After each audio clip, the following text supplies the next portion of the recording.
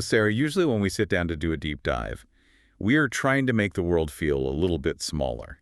We take these massive topics and we try to wrap our arms around them so they feel manageable. Right. We are usually in the business of simplification, taking the complex and making it accessible. Exactly. Yeah. But today, well, today feels fundamentally different. I have been sitting with this document for a few days now, and the feeling is not that I am looking at a landscape. It feels like I'm looking at a blueprint for a machine. Yeah. And it is not a machine designed to build anything. It is a machine designed to process people. That is the perfect way to put it. We're not exploring a broad cultural trend today. We are examining a very specific, very narrow mechanism. The document in front of us is titled The Intelligence Community Analytical Brief. And it is not a news article. It is not an opinion piece. No, it is a structural risk assessment. And we need to be clear about who this deep dive is for. If you were just tuning in for general geopolitical analysis, you will find this fascinating. But this is actually constructed for a very specific profile. We are talking directly to Western citizens, people holding passports from the United States, the United Kingdom, or the European Union. Specifically, you might be looking at the Russian Federation right now. You are looking at the headlines, the cultural debates online, and thinking about using this new opportunity under Presidential Decree 702. And potentially Decree 821 down the line. There's a real demographic thinking about this. People who feel disillusioned with the West and are looking for an exit, they sell it online as a sanctuary. But the Intelligence Community Analytical Brief strips all that marketing away. It looks at the structural risk. It looks at the legal wires that trip when you cross that border. It is a professional warning analysis. We understand the mechanism. You probably do not. It is telling you exactly what will legally happen to your life if you take certain steps. So let us get right into the core of it. According to the Intelligence Community Analytical Brief, Decree 702 is not migration policy. It is a filtering mechanism. Filtering for what, Mark? It selectively extracts ideologically radical or politically disillusioned individuals from Western states. After RT and Sputnik were blocked, influence shifted from broadcasting into Western homes to relocating Western bodies. First you become living content, then you become leverage. That is a chilling shift. You are no longer just a viewer. You are the material. You are.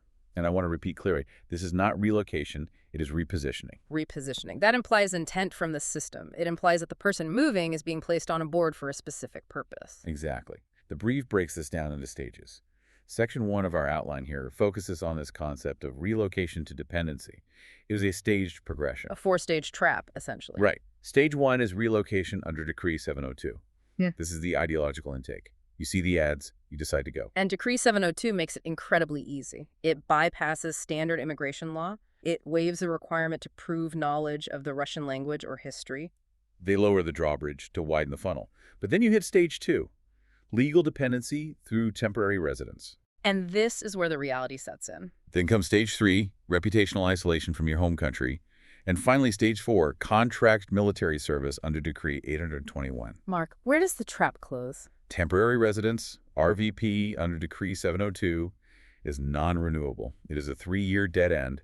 It looks stable, but it functions as a countdown clock. Oh, to what? Expiration. When it ends, your legal position destabilizes. By then, many have publicly burned bridges through propaganda, interviews, denunciations of their home state. Returning home becomes reputational and legal exposure. Because during those 3 years, you have been encouraged to go on YouTube, right? To go on state TV and validate your decision to leave the West. Yes, you create a digital footprint that isolates you, and then the timer hits 0. RVP is a 3-year corridor with a closing door. When it expires, the only visible exit is the military contract under Decree 821. Because you cannot renew the residency and you cannot safely go home. Right. I need to repeat clearly. The temporary residence is a timer. The timer runs out. And when the desperation sets in, the solution is provided. Decree 821. What does 821 change? It ties residency or citizenship to participation in war. It creates legal exposure that does not disappear after leaving Russia. Because you transition from a narrative asset to an operational one, you are put into the military command structure. Exactly, and I will repeat clearly, the exposure does not disappear. This brings us to Section 2, the United States legal exposure. Because I think a lot of people assume geography is a shield. They think if they're in Moscow, U.S. law cannot touch them. But U.S. citizens remain subject to U.S. federal law, regardless of where they live. The intelligence community analytical brief does not deal in vague threats. It cites specific statutes. Let us go through them, because the exact legal code matters. Mark references statutes from the intelligence community analytical brief. First, 18 U.S.C. Section 958 and Section 960. Meaning? Enlistment or participation in military action against a state at peace with the U.S. federal charges. And legally, the United States is at peace with Ukraine. So participating in this unprovoked aggression is a direct violation. Exactly. And then we have 18 U.S.C. Section 2339A and Section 2339B. Even non-combat rules. Material support exposure where applicable. So if someone says, hey, I'm just a mechanic, I am just driving a supply truck. The law does not care. If you are providing yourself as personnel to a designated entity or sanctioned structure, you are providing material support. You do not have to fire a weapon to face federal charges. That leads to the darkest part of the brief. 18 U.S.C. Section 2441, the War Crimes Act. This is where the liability becomes permanent. Even years later. Yes, certain violations connected to war, invasion, occupation, deportation, torture, war crimes carry no statute limitation. No statute of limitations. That means decades from now, the liability is still there. It never goes away. If you are part of a unit involved in the occupation of sovereign territory or the deportation of civilians, you are permanently exposed. And there's also 8 U.S.C. Section 1481, Right. citizenship risk. If an oath of allegiance is taken with intent to relinquish nationality, yes.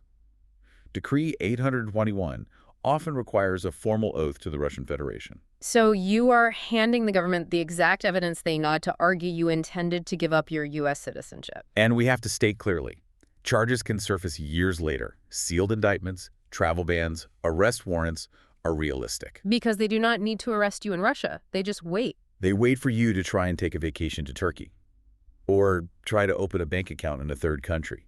And then the Interpol red notice kicks in. Repeat, time does not erase exposure. It just accumulates. Let us look at Section 3, the United Kingdom. Ah. The legal mechanisms are different, but the result is the same. The brief details the jurisdictional overview for UK citizens.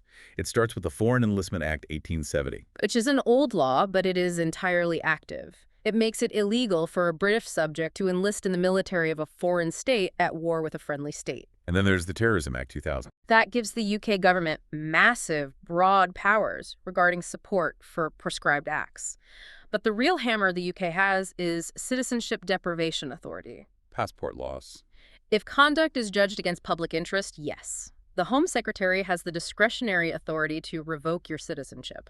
If you participate in an invasion or occupation, they can simply delete you from the system. You lose consular protection entirely. You are stranded. Exactly. Now moving to Section 4, European Union legal exposure. The key here is cross-border coordination. Europol. Right. A warrant in one EU state is a warrant in all of them. It is the Schengen trap. If you are flagged, the entire continent is closed to you. The intelligence community analytical brief highlights specific national codes. In France, it is Code Penal 436-1, mercenarism. It criminalizes fighting for a foreign power for personal gain, which perfectly describes signing a contract under Decree 821 for a salary and a passport. And in Germany. Germany uses STAG Section 28. This is about the automatic loss of citizenship when serving in a foreign armed force while holding dual nationality. Automatic loss. Yeah. Just an administrative procedure. Yes. Without prior authorization from the German government, the system just clicks over and you lose your status. And Italy has Articles 288 and 270Bs. These cover foreign armed formations and criminalize recruitment and participation. No, Mark, I have to ask about the defense people think they have. The ideology defense. Right. The idea that you did it for your beliefs. Even if ideology is claimed, like someone says they went to fight for traditional values. Courts classify conduct, not motives. So the judge does not care about your political manifesto. Not at all. The legal system looks at the act. Did you join an army engaged in war? Did you participate in an invasion? Stating that you did it for ideological reasons actually proves intent. It proves you were not coerced. It guarantees your conviction. It does. Now, let us pull back and look at the big picture. Section 5, the strategic dimension. According to the intelligence community analytical brief, this structure converts Western individuals from narrative assets into operational assets and shifts the legal burden back onto their home states. The burden shift. This is fascinating. It is incredibly cynical. When a U.S. or EU citizen is suspected of participating in war crimes, Western democracies are legally required to investigate their own citizens. So Russia uses these individuals to generate institutional strain on our judicial system. Exactly. They get the manpower utility, Yeah. and they force the FBI or Scotland Yard or Europol to spend millions of dollars and countless hours investigating the mess. It is asymmetric pressure. You are a weapon aimed back at your own country's legal infrastructure. Which brings us to the closing assessment for anyone listening who is actually considering this path. The reality of the machine. You are not being invited as an equal. You are being repositioned as an asset. And if political winds change? If you signed, if you took the oath, if you participated in war, you did not move to a new country. You moved outside the protection of your old one. There is no safety net left. None. The exposure is structural, it is permanent, and it's absolute. Thank you for joining us for this deep dive. We will see you next time.